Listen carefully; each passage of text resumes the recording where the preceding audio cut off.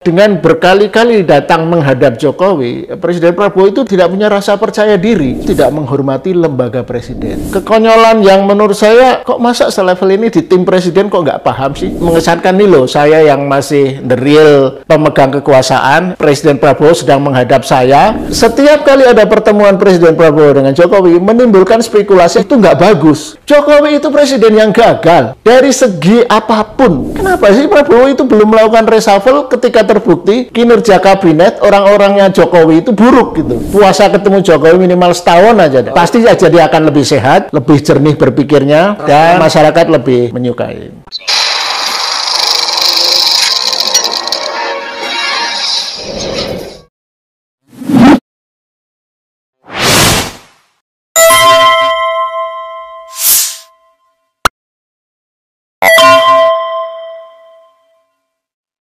Selamat datang bersama kami, sudah hadir Mas Lukas Duarso. Netizen Mas Lukas ini, kita perlu perkenalkan beliau meskipun sudah terkenal gitu ya. Jadi, beliau ini adalah mantan ketua AJI pertama. Aliansi Jurnalis Independen. Aliansi Jurnalis Independen gitu ya. 9799. Kalau saya waktu itu PW Reformasi, Mas Lukas. Jadi, sama teman lah. Gitu ya. Jadi, era reformasi pada saat itu gitu ya. Nah, yang menarik juga selain sebagai AJI, ternyata pernah di Badan Pekerja Kontras ya? Ya, berdiri gitu ya. Pak Lukas, ini ada yang menarik. Ada berita yang menarik, tapi sekaligus mengusik perasaan publik. Presiden Prabowo lagi-lagi melakukan kunjungan gitu ya. Jadi melakukan kunjungan ke menghadap. Ya saya menggunakan kata melakukan kunjungan gitu ya. Ke Solo. Nah, tapi ini menariknya karena ini bukan baru kali ini dilakukan. Netizen melihat bahwa sepertinya ini bukan lepas kangen seperti yang selama ini. Tapi Prabowo memberi kesan bahwa menghadap ke Solo untuk melaporkan kinerjanya atas hasil lawatannya ke beberapa negara. Ini ke Solo gitu loh. Ini yang ini. Gimana? Ya, ini memang satu ironi ya, satu menurut saya dagelan yang tidak lucu ya, dagelan kenegaraan, dagelan politik yang tidak lucu. Jadi ini kan bukan pertama kali Presiden Prabowo menghadap Jokowi ya. Sejak dia diangkat sebagai presiden, dilantik, setidaknya 3 ya atau mungkin 4 kali menghadap dan kemudian memancing kontroversi publik. Nah, karena ini jadi kebiasaan yang tidak bagus bagi aturan main kenegaraan, jadi saya melihat ada 3 hal ya yang memprihatinkan ya. Satu, ini menunjukkan bahwa Presiden Prabowo itu tidak menghormati lembaga presiden. Lembaga yang notabene saat ini dia jabat, tapi sebagai presiden dia tidak menghormati lembaga kepresidenan itu. Jabatan dan lembaga kepresidenan itu? Iya, karena tidak lazim lah presiden itu berkunjung untuk membicarakan hal-hal yang terkait tugas kenegaraan dia kan. Kenapa saya bilang tugas kenegaraan? Karena kan ketika keluar setelah pertemuan di doorstop, di wawancara wartawan, Presiden Prabowo kan menyinggung soal perjalanan dinas dia ke beberapa negara. Kebetulan 2 minggu sebelum itu kan dia lawatan beberapa negara termasuk. Nah, yang ini lucu sekali, saya jadi teringat dulu zaman Orde Baru. Zaman Presiden itu kalau setiap kali habis melakukan lawatan ke mancanegara, itu juga memberi laporan ke publik kan, ingat nggak? Lewat TVRI. Langsung. Ya, waktu itu masih hanya ada TVRI. Bahkan sering di dalam pesawat. Perjalanan pulang menuju Indonesia, Presiden di depan wartawan yang diajak yang ikut di memberikan penjelasan ke mancanegara itu apa yang dibicarakan dan sebagainya. Nah, waktu itu ya kita seneng lah ya sebagai penonton mendengarkan Presiden menjelaskan ke kita, jadi melalui media kan. Nah, kalau ini kan laporannya ke Jokowi, baru kemudian setelah ditanya wartawan baru ngomong ke wartawan, ke publik. Itu satu ya, jadi tidak menghormati lembaga kepresidenan dan menurut saya etika berbangsa gitu. Jadi kalau memang kunjungan itu sifatnya personal, nggak apa-apa, tapi mestinya juga nuansanya ya. Misalnya kunjungan menengok karena sahabatnya itu sakit, ya. Jadi kan yang dibicarakan juga itu, saya menengok karena kebetulan sakit, kena penyakit kulit, gitu. Jelasin aja, kenapa wajahnya bengkak, gitu. Tapi yang dijelaskan kan di wawancara dengan wartawan soal perjalanan dinasnya. Bahwa dia sempat cerita hasil di sana itu tidak ada masalah, tapi kan harusnya tujuan utama. Iya, kenapa? Dan sebenarnya kan itu juga kalau di otak-atik Gatot kan dalam rangka dia juga karena diundang menghadiri Kongres PSI yang notabene itu partainya Jokowi dan anaknya kan Kaisang ya. Nah artinya itu jelas bukan kunjungan informal, itu kunjungan formal karena ada agenda kunjungan untuk melihat menghadiri Kongres PSI juga kan. Jadi itu satu ya, tidak menghormati lembaga kepresidenan dan etika bernegara sebagai kepala negara, mestinya dia punya alokasi waktu yang lebih jelas untuk tujuan yang jelas lah. Tapi saya mau klarifikasi tadi tuh Mas Lukas, menyebut kalau itu perjalanan pribadi gitu ya, harus dalam sebut sosok sebagai presiden sebenarnya sudah gugur pribadinya gitu ya. Karena pada saat begitu dilantik, itu kan ada beberapa komponen. Kita bicara gaji saja lah. Itu kan ada melekat tunjangan jabatan, tunjangan fungsional. Ya kan itu. Jabatan itu kan melekat pada dirinya 24 jam gitu ya. Dan protokolernya mengikat situ. Jadi kalau dia sebagai presiden melihat sahabatnya gitu ya, kita kalau sakit, ya oke gitu ya. Tapi tidak dalam konteks seperti ini. Jadi semua mengikat pada protokoler. Itu langsung bisa dibantah kan, foto-fotonya beredar, foto-foto pertemuan itu. Dan kelihatan Jokowi kan nggak sakit kan. Dalam arti kelihatan sekali Jokowi sedang mendengarkan Presiden Prabowo menjelaskan gitu sesuatu ya, walaupun mungkin salah satunya soal lawatan dia ke luar negeri, perjalanan dinasnya, mungkin ada hal-hal lain yang hanya mereka berdua dan yang ada di pertemuan itu. Nah itu dia. Saya lanjutkan yang kedua ya. Yang kedua yang ini lebih psikologis ya. Saya melihat dengan berkali-kali datang menghadap Jokowi, Presiden Prabowo itu tidak punya rasa percaya diri sebagai presiden. Dan itu kelihatan sekali dia menghadap untuk melaporkan, mungkin meminta masukan, atau mungkin untuk menjaga komunikasi personal yang pertemuan face to face gitu ya. Jadi kan bisa dilihat dari posisi duduknya lah. Nah itu. Jadi ada Presiden Prabowo bersama tim yang mendampingi menghadap mantan Presiden Jokowi yang dengan tim notabene istrinya dan anaknya. Nah, si Gibran yang agak kontroversial kan ini, si Gibran itu hadir apakah sebagai wakil presiden atau sebagai anak Jokowi? Nah, hal-hal yang kayak gitu karena secara protokoler kenegaraan tidak bisa begitu, harus jelas. Kalau sebagai wakil presiden kan harus duduk bareng di sampingnya atau bahkan di belakang. Atau kalau dianggap mestinya sadar lah ini akan kontroversial, akan menimbulkan polemik, Gibran jangan ikut saja. Kalau memang itu urusan presiden dengan mantan presidennya atau persahabatan dua orang itu. Jadi kekonyolan yang menurut saya, kok masa selevel ini di tim presiden kok nggak paham sih aturan protokoler kenegaraan gitu loh, karena menyangkut presiden. Nah makanya menurut saya ini sebenarnya agenda utama adalah koordinasi antara dua orang politikus yang kebetulan kemarin bahu-membahu saling membantu dalam pencalonan presiden. Yang kebetulan Jokowi ikut cawe-cawe sehingga kemudian menang. Nah ini kayak melaporkan juga menunjukkan rasa terima kasih yang terus berlanjut, dan itu tadi tidak percaya diri itu, jangan ingin tetap menempatkan Jokowi sebagai mentor gitu. Jangan-jangan justru memang posisi kalau kita lihat foto yang beredar itu ya di meja, jangan-jangan memang itu desain gitu loh. Jadi bukan karena ketidaktahuan protokoler dan macam-macam. Tapi mereka meminta sebagai bagian untuk Jokowi ingin memperlihatkan kepada publik. Ya, artinya saya punya power, saya punya ini gitu loh. Dan betul, ya itu juga terlihat seperti itu. Jadi yang mengatur posisi duduknya kelihatan sekali keluarga Jokowi ketimbang ke presiden kan.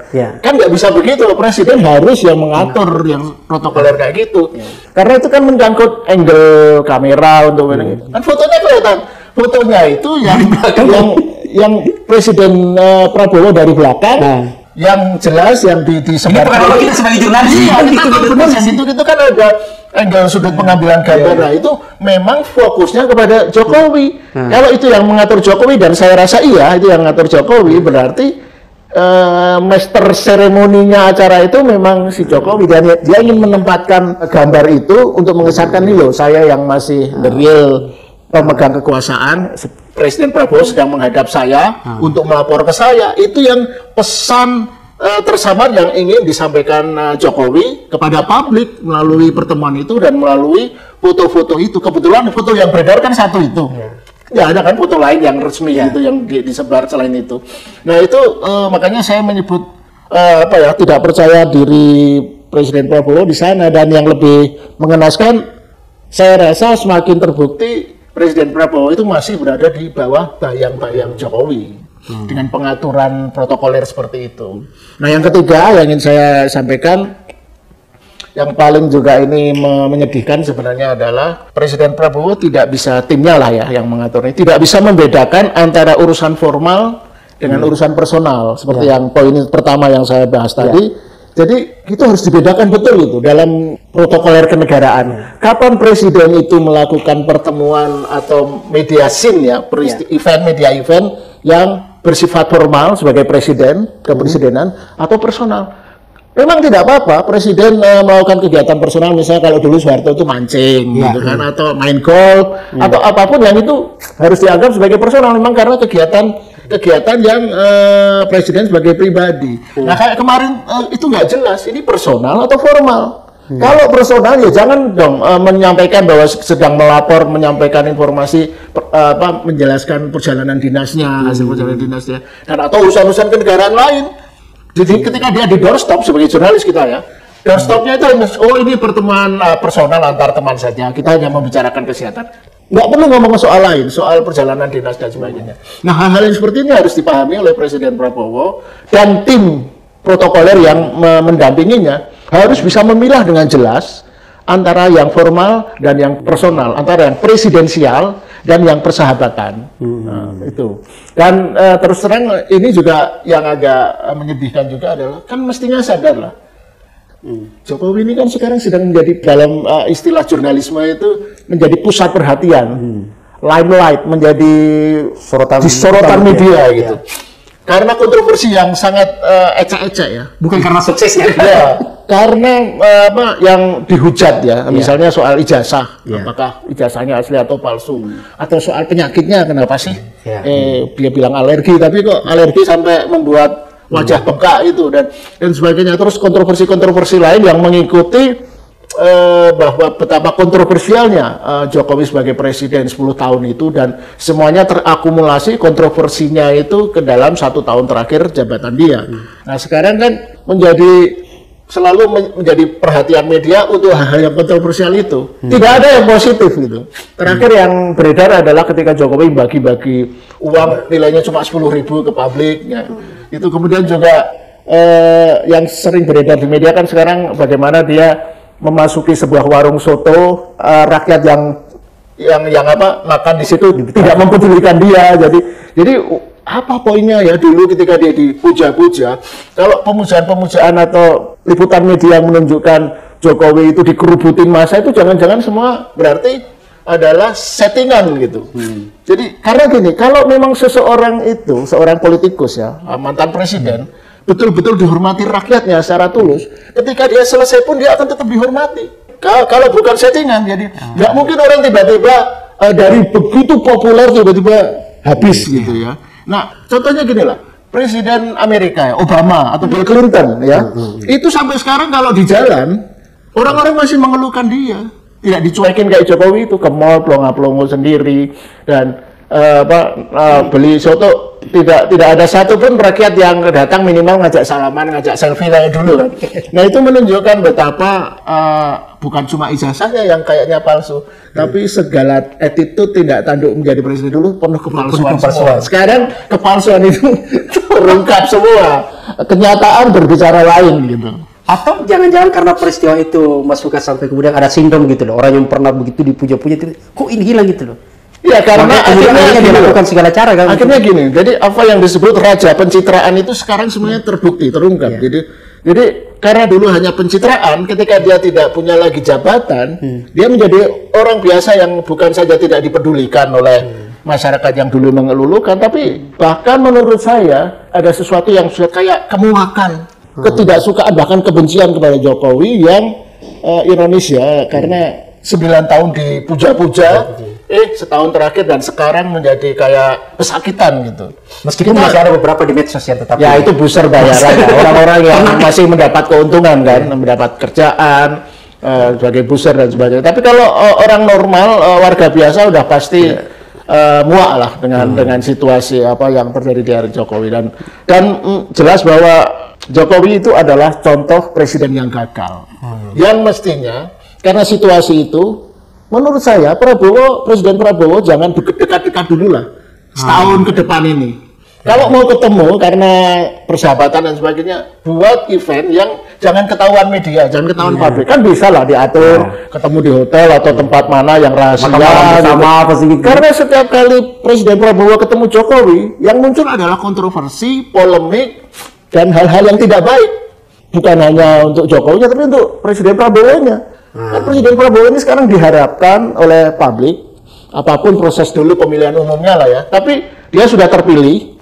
Dia harus bisa menjalankan aspirasi publik, amanat publik untuk menjadi presiden yang betul, elegan, presiden yang tidak hanya mementingkan keluarga Jokowi, harus mementingkan rakyat. Sentimen rakyat ke Jokowi kan negatif, buruk. Nah, setidaknya, kalaupun Prabowo tidak punya sentimen itu ke Jokowi, jangan tunjukkan bahwa dia berpihak ke Jokowi gitu. Kayak istilah yang kemarin-kemarin, hidup Jokowi, dan kemudian seringkali memuji, oh Jokowi itu presiden yang sukses. Jokowi itu presiden yang gagal. Dari segi apapun ya, misalnya indikator-indikator ekonomi makro lah, pertumbuhan ekonomi di era Jokowi itu kan selalu 5% ke bawah ya. Kemudian juga yang terasa langsung, yang sekarang dirasakan langsung oleh Presiden Prabowo adalah defisit anggaran, utang yang menumpuk dari cuma 2.000 triliun menjadi di era Jokowi menjadi 8.000 triliun, tapi data terbaru menjadi 10.000 triliun. Angka pengangguran sekarang malah angka pengangguran, kemudian segala data-data menyangkut indeks pembangunan manusia, indeks kemiskinan, indeks korupsi, semuanya memburuk. Jadi apa yang kalau tidak disebut gagal, presiden apa? Kalaupun ada orang-orang basernya atau maaf orang-orang rakyat yang agak on itu ya, kalau saya sebut to the point, blow on, itu adalah hanya karena terpukul jalan tol bertambah sekian ribu kilometer. Kan itu ada prestasi yang jelas. Kemudian dia membangun infrastruktur banyak yang tidak terpakai, buang-buang anggaran. Ada 4 bandara sudah dibangun, mengharuskan triliunan, nggak kepake, dari Kertajati sampai beberapa. Jangan-jangan itu proyek yang disiapkan untuk gagal gitu loh. Bukan hanya itu, saya kira proyek itu jangan-jangan ya, itu proyek infrastruktur itu kan cara mudah untuk mengucurkan dana. Nggak berat utang dan sebagian mungkin masuk kantong juga. Kroni-kroninya yang jadi cara korupsi paling mudah kan dengan infrastruktur. Nah, yang saya sebut tadi indikator-indikator itu menunjukkan indikator fisik ya, infrastruktur.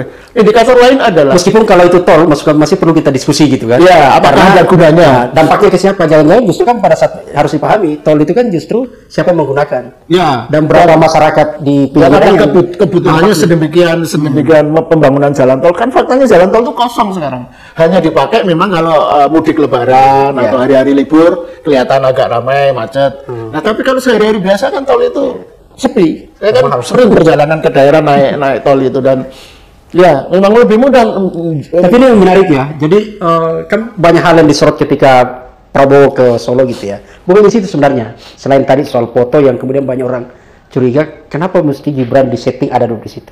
Apakah Jokowi ingin memperlihatkan bahwa memang dia masih raja gitu ya, raja tanda petik raja Jawa gitu ya. Yang kedua aja ini gini. Ini kan sebenarnya publik itu sempat ada harapan Mas Yugas. Jadi melihat sama Prabowo gitu ya. Saat itu melihat bahwa ini sudah mulai ini pernah agak pisah, terutama ketika korupsi Pertamina mulai diungkap tuh. Agak serius gitu ya. Tanda petik gitu. Karena misalnya mulai menyentuh Rizal Halik. Judi online juga judi online mulai. Yang kita tahu ini banyak mengasosiasikan bahwa Rizal Halik ini adalah bagian dari, kalau Pak Saididu menyebut ini adalah kasirnya waktu era Jokowi gitu loh. Jadi agak menarik kan pada sisi itu. Kemudian pada saat bersamaan juga ada sikap tuh dari Prabowo ingin menempatkan Gibran ke Papua gitu kan. Alasannya penugasan khusus di Papua. Tapi nggak jelas. Tapi nggak jelas gitu. Tiba-tiba menghadap ke Solo, ini gimana sebenarnya nih? Ya, yang menarik itu adalah jadi relasi cozy relation ya. Relasi yang nyaman antara Presiden Prabowo dengan Jokowi itu juga yang agak menyedihkan adalah itu mendorong munculnya spekulasi-spekulasi, teori konspirasi, kasak kusuk ya. Jadi gini, misalnya pertemuan yang terbaru kemarin itu kan, saya dapat info macam-macam lah. Antara lain teori konspirasinya gini, itu pertemuan untuk menegaskan bahwa Prabowo ingin menginformasikan ke Jokowi. Ya ini saya sebut teori konfirmasi karena nggak bisa dikonfirmasi, bahwa menyampaikan bahwa akan diganti Kapolri dan Panglima TNI. Ya. Dua figur yang menjadi sosok seolah-olah menunjukkan bahwa Jokowi masih berkuasa. Ya. Jadi selama dua figur itu tidak diganti, berarti Jokowi masih the real power yang berkuasa. Karena kalau presiden tidak berani mengganti Kapolri dan Panglima TNI yang notabene adalah pembantu paling penting presiden, itu indikasi. Nah, katanya salah satu informasinya, spekulasinya begitu. Kesana menghadap untuk minta restu. Tapi kan informasi itu ya kayak, Jokowi, Presiden Prabowo ketemu Jokowi yang beberapa bulan lalu, kalau nggak salah Januari ya. Itu kan juga katanya, mau menangkap Budi Ari, karena waktu itu bersamaan dengan kasus judi online yang dibongkar. Dan semacam minta izin bahwa Prabowo ingin meresafel Budi Ari. Tapi di pertemuan ini kan malah dipuji-puji kan. Tapi itu tidak terjadi. Spekulasi bahwa Budi Ari yang jelas-jelas terlibat judi online itu ternyata nggak diganti sampai sekarang. Nah, selalu setiap kali ada pertemuan Presiden Prabowo dengan Jokowi menimbulkan spekulasi dan info-info liar. Itu nggak bagus. Negara yang dikuasai oleh spekulasi, teori konspirasi itu contoh negara-negara yang tidak benar gitu ya. Negara yang baik adalah negara yang terbuka, bisa diprediksi bagaimana permainan politiknya dan bagaimana kinerja aparatnya, kinerja politikusnya. Itu adalah negara yang benar, adalah negara yang terbuka, tidak ada kasak kusuk, spekulasi dan teori konspirasi itu. Nah, pertemuan dua tokoh ini kan selalu menimbulkan spekulasi yang aneh-aneh gitu. Itu tidak sehat itu. Negara sakit seperti negara yang terlalu banyak kasak kusuk dan spekulasi itu negara sakit. Nah, intinya begini aja lah. Kalau mau menyampaikan sesuatu, pertemuan Jokowi, dan jangan sampaikan apapun sekalian. Itu pertemuan rahasia kami. Dan tolong dibuat pertemuan itu rahasia juga. Jangan menjadi media event yang hanya untuk menunjukkan ke publik, mereka masih rukun, mereka masih berdialog. Nah, mereka masih rukun, tetapi di sisi lain seperti yang Anda sampaikan tadi, Bung Samsudin, di sisi lain kan, ini kekuasaan Jokowi sedang dipreteli kan, dengan kasus judi online, kemudian minyak oplosan, Pertamina Riza Khalid yang sekarang. Nah, tapi di sisi lain yang mencoba menjelaskan secara rasional, itu kan memang permainan politik tingkat tinggi Prabowo. Di satu sisi menggorok Jokowi, di sisi lain ingin tetap kelihatan bersahabat gitu. Tapi itu kan permainan orang-orang sakit saya kira.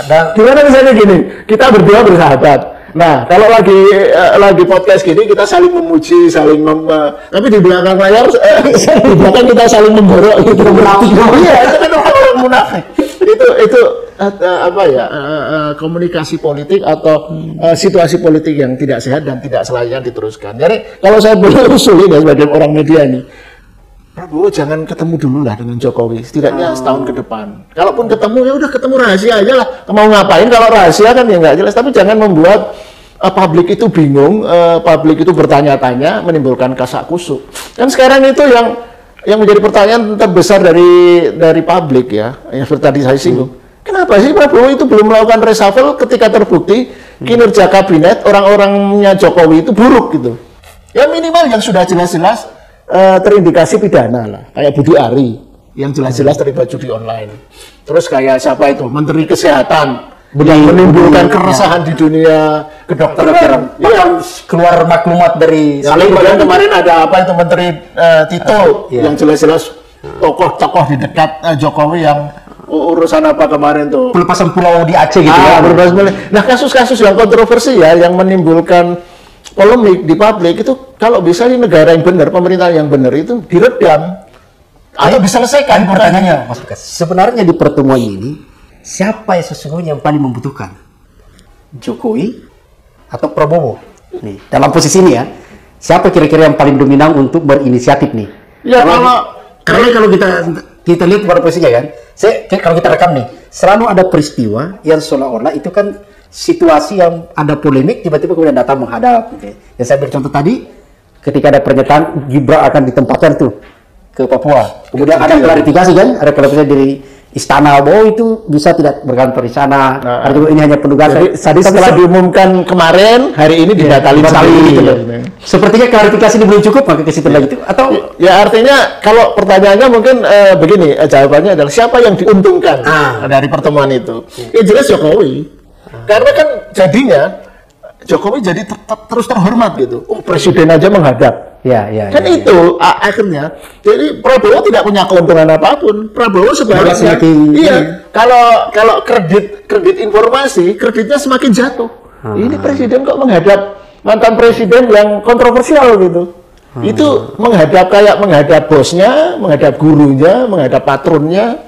Jadi, berarti kalau begitu titik lemah di Prabowo adalah di tim komunikasi di sekretariat kabinet dan macam-macam sebenarnya di jabat siapa tuh? Tidak pernah mau mundur tapi kemudian kembali lagi masuk. Batalin. Enggak, sudah mundur karena blunder, tapi kemundurannya tidak boleh. Sekarang tetap kembali tapi juga nggak jelas. Itu menarik juga tuh maksudnya kita bahas gitu ya. Karena dia sudah mundur kembali lagi. Saya coba buka-buka definisi gitu kan.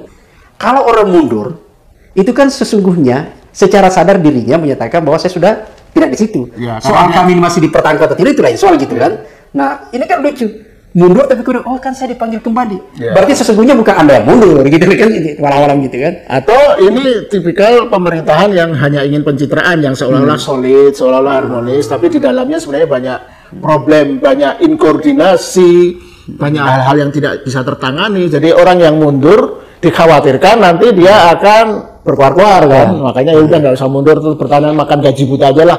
Jadi bukan karena kinerjanya ya dipertahankan, tapi karena dikhawatirkan ya, atau karena nggak jelas aja ini maunya apa kan, mengelola pemerintahan ini asal mungkin hanya ingin ya pemerintahan kalau bisa berjalan menikmati saja. Nah, gini kan, ini kan ada kontroversi juga yang menjadi problem dipersoalkan oleh publik. Satu, rangkap jabatan ya.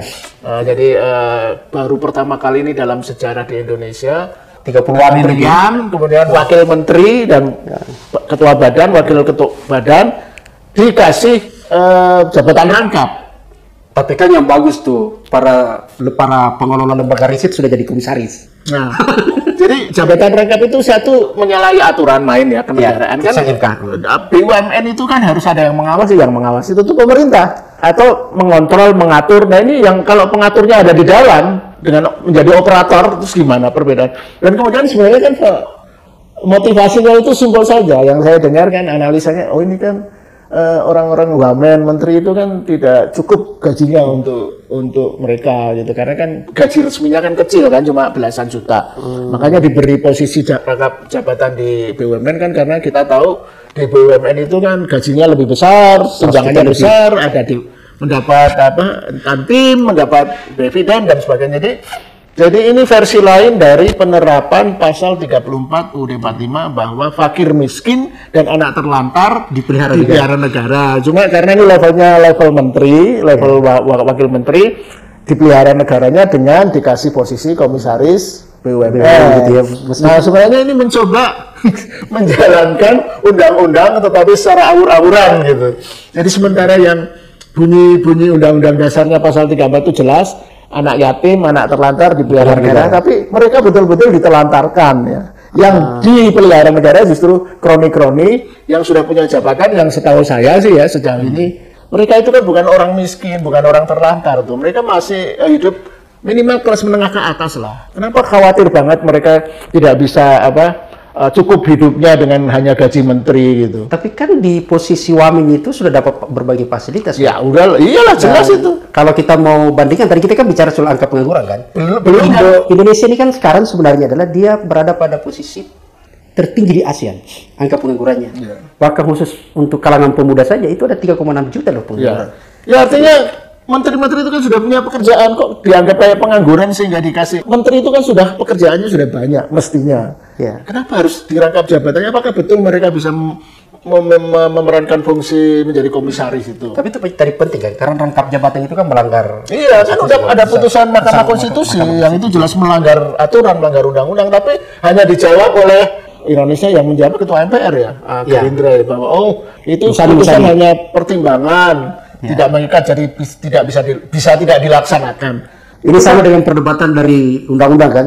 Apakah diambil penjelasannya berbeda dengan di Petang bukan? Iya, ini benar-benar mengacaukan awur-awuran lah. Kenapa sih tidak menghormati putusan MK? Itu ironisnya kan gini. Setahun lalu mungkin lebih MK membuat keputusan yang justru kontroversial kan? Karena putusan 90 itu, keputusan 90 yang mengizinkan Gibran yang tidak memenuhi syarat administratif karena faktor usia dibolehkan. Keputusan yang mendadak yang diputuskan oleh kebetulan ketuanya pamannya Gibran kan, Anwar Usman. Yang kalau yang itu langsung dijalankan dan langsung efektif meskipun tidak disertai dengan revisi undang-undang atau aturan yang harus mengatur itu. Nah, sementara yang ini yang jelas-jelas melanggar tapi tidak perlu dijalankan. Atau jangan-jangan ketaatan kepada konstitusi itu berbasis selera. Jadi, kalau dia menguntungkan kita taat gitu. Inkonsistensi dalam menjalankan konstitusi itu sudah pada taraf fatal gitu. Ini ngawur gitu. Ini perlu penjaga Terus konstitusi. kalau gitu memang gitu menyepelekan putusan MK, bubarin saja MK. Kan begitu. Dulu MK itu dibuat kan karena memang banyak tumpang tindih, banyak aturan yang dibuat di era reformasi sekalipun atau di era sebelumnya, era Orde Baru, itu kemungkinan peraturan yang melanggar konstitusi. Makanya dibuat MK. Itu bagus sebenarnya sebagai konstitusi ya, karena untuk membuat konstitusi itu betul-betul dijaga ya. Nah, kalau sekarang keputusan MK-nya seenak udelnya dicuekin di ABK-nya, memang awur-awuran ini.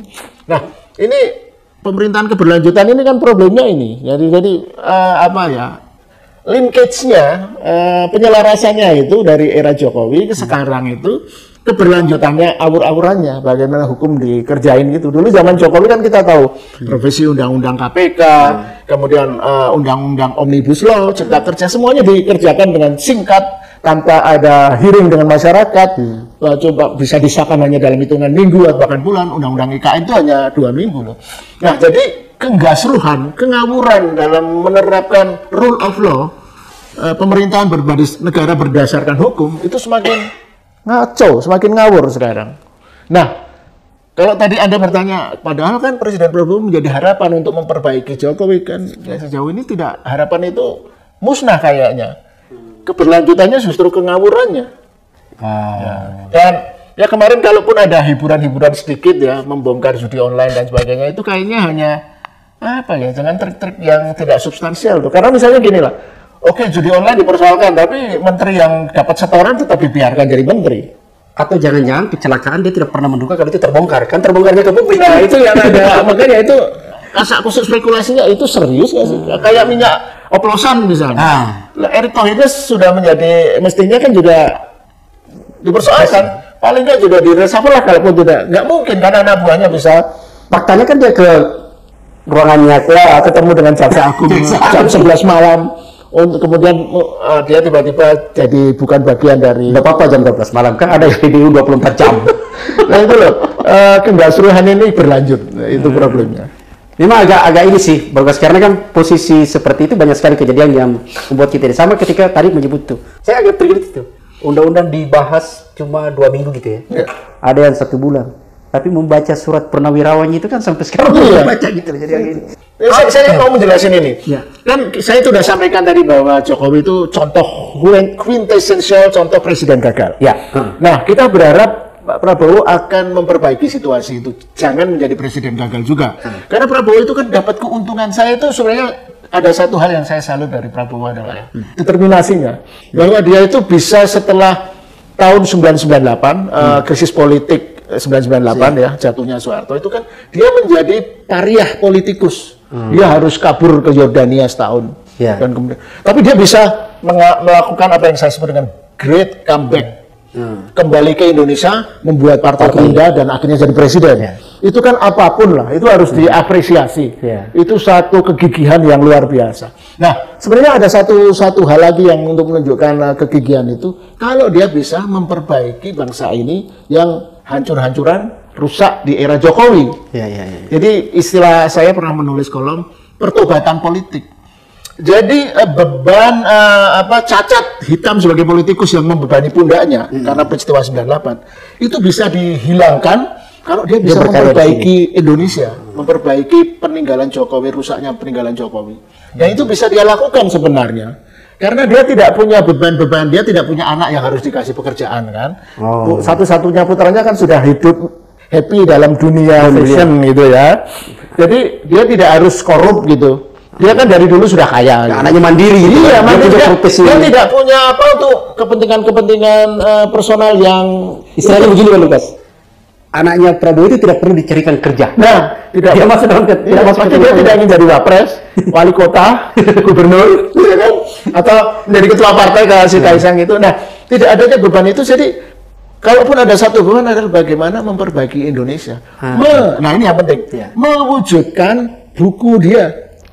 Paradok Indonesia dan solusinya. Kebetulan kemarin saya baca lagi itu, dan di buku Paradok itu ada bagian akhirnya saya baca begini. Presiden Prabowo menulis, Prabowo ya waktu itu belum presiden ketika dia nulis itu, karena itu dia tema kampanye untuk waktu bersaing dengan Jokowi 2014 tuh. Ya, buku itu diterbitkan untuk mempersoalkan leadership Jokowi, Presiden Jokowi yang kacau balau. Nah, ada dua persoalan terbesar di dalam buku di endingnya ya, kesimpulannya, yaitu adalah bagaimana mengembalikan ekonomi kerakyatan yang selama era Presiden Jokowi dikuasai oleh segelintir pengusaha, pemodal.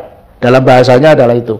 Jadi yang kedua adalah mengembalikan demokrasi yang kerakyatan, bukan demokrasi yang lagi-lagi dikuasai pemodal, money politik. Nah, solusi yang ditawarkan Prabowo dalam buku itu adalah satu, mengembalikan ekonomi kerakyatan. Jadi ekonomi yang selama ini 10 tahun terakhir ini di era Jokowi dikuasai oleh pemodal atau yang kita kenal dengan istilah 9 naga. Nah, itu di buku dijelaskan termasuk caranya. Kemudian mengembalikan demokrasi yang tidak dikuasai pemodal, mengendalikan rakyat sehingga money politik bisa dihilangkan. Nah, kalau dua PR yang jelas-jelas ditulis dalam buku Paradoks Indonesia dan Solusinya itu dijalankan oleh Prabowo, itu dia akan pertobatan politik, dia akan menjadi figur yang dikenang oleh rakyat Indonesia, bukan kayak Jokowi. Setahun sebelum lengser sudah dihujat, sudah dikecam, dicela. Nah, jangan tiru itu, jangan diulang, jangan berlanjut seperti itu.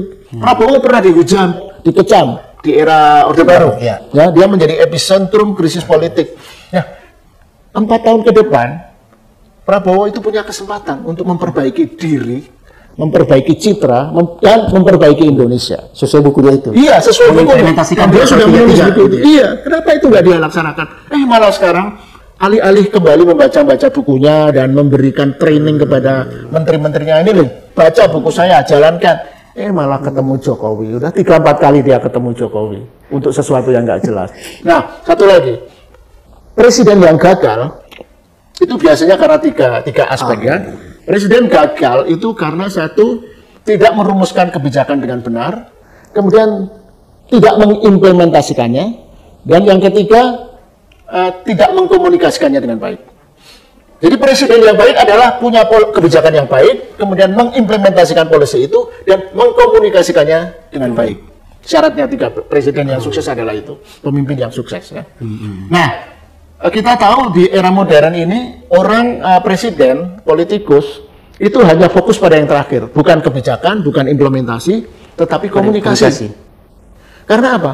Di era media sosial, godaan syaiton yang terkutuk adalah orang ingin selalu menjadi pusat perhatian. Nah, itu juga saya lihat mulai menggelayuti Presiden Prabowo. Itu dulu dilakukan Jokowi. Apapun, nggak peduli kebijakan, nggak peduli implementasi, yang penting komunikasi menjadi pusat perhatian. Selalu ada di media sosial, selalu menjadi halaman depan media, selalu diliput TV. Itu sebabnya kan dia bangga, booster-boosternya kan membanggakan, follower, subscribernya media sosial Jokowi jutaan-jutaan. Oke, tapi what's the point kalau sekarang dia jadi bahan hujatan itu? Nah, jadi kalau mau menjalankan menjadi presiden yang berhasil, kebijakannya dirumuskan dengan benar, kemudian coba diimplementasikan dan dikomunikasikan dengan baik. Dan satu hal yang ini mulai saya lihat, kurangi perjalanan. Lawatan ke luar negeri dan ini. Termasuk ke dalam negeri. Kalau yang nggak penting-penting amat, perjalanan itu delegasikan ke pembantu-pembantunya, ke menteri-menterinya, badan-badan apapun. Ke luar negeri juga yang betul-betul strategis.